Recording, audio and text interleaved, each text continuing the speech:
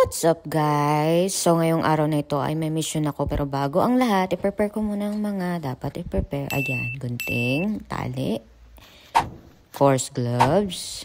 Yes, gloves. And ayan na nga, pumunta na nga po ako sa aming greenhouse para magawa na ang mission. Yes, opo, yung tomato na po yan. Lumalaki na po siya. So kailangan ko na siyang talian para may alalay siya pag laki, hindi matumba yung stem ng mga tomatoes ko. So, ayan nga po guys, simulan ko na siya sa paglalagay ng mga tali.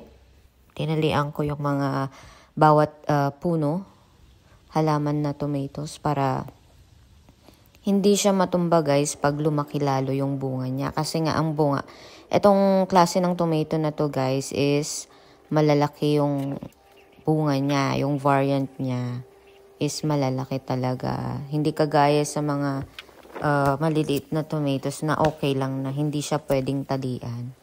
So, ayan guys. Yes.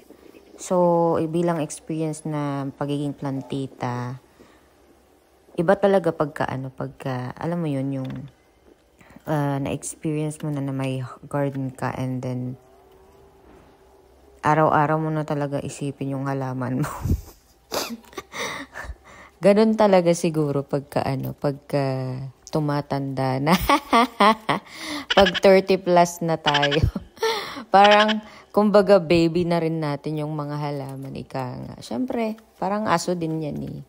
Kailangan mo lagaan. And, pakainin, painumin.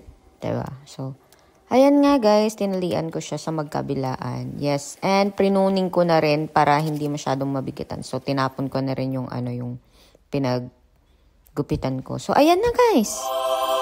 Yes, ayan na siya. Oh, diba?